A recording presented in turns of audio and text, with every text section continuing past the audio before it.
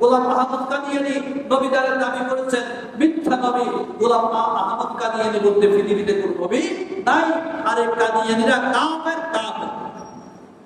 তাদেরকে কাফের হিসেবে ঘোষণা দিতে হবে, তারা অমুসলিম। কেন? তারা আখির জামানার নবী মুহাম্মদ সাল্লাল্লাহু আলাইহি ওয়াসাল্লামকে মানে না, খাতামুন নবিয়্যিন শেষ নবী মানে না। কোরআন শরীফের খাতামি খতম তিনটা শব্দকে অস্বীকার করার কারণে এই কাদিয়ানীরা কাফের হয়ে গেছে। বুঝছে কিনা? এটা তো আমরা সবাই জানি, আহলে সুন্নাত জামাত অন্তর্ভুক্ত আমাদের নবী শেষ।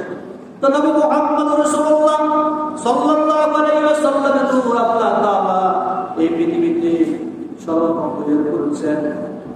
আর আকাশ জমিন লোহা কলম সাত তারা যত কিছু তৈরি করেছেন সব কিছু হলো নবী মুহাম্মদ রাসূলুল্লাহ সাল্লাল্লাহু আলাইহি ওয়াসাল্লামের বাদশা। নবী মুহাম্মদের উদ্দেশ্য আল্লাহ দুনিয়া আল্লাহ রাব্বুল আলামিন নবী মুহাম্মদ সাল্লাল্লাহু আলাইহি ওয়াসাল্লামকে পৃথিবীতে প্রেরণ না করতেন, আসমান জমিন লোহা কলম সাত কিছুই সৃষ্টি করতেন। আল্লাহু আকবার। আল্লাহ আমাদের কোন নবীর উম্মত বানাইছে?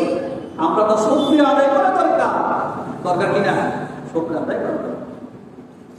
নবী মুহাম্মদ রাসূলুল্লাহ সাল্লাল্লাহু আলাইহি ওয়াসাল্লামের নূর দ্বারা আল্লাহ তাআলা তৈরি করেছেন।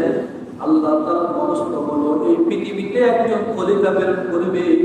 এই খলিফার মাধ্যমে আল্লাহ তাআলা নবী মুহাম্মদ রাসূলুল্লাহ সাল্লাল্লাহু আলাইহি ওয়াসাল্লামকে এই জীবনে এই পৃথিবীতে প্রকাশ করবে। নবী মুহাম্মদের নূর যদি পৃথিবীতে প্রকাশ করতে হয়, এটা খলিফা লাগবে না? লাগবে না? আল্লাহ রাব্বুল আলামিন আদম আলাইহিস সালামকে সর্বপ্রথম পৃথিবীতে প্রেরণ করেছেন। আল্লাহ মনস্থ করলেন একজন খলিফা নিযুক্ত করবেন। কোরআন কারীমে সূরা বাকারার মধ্যে আল্লাহ বলছেন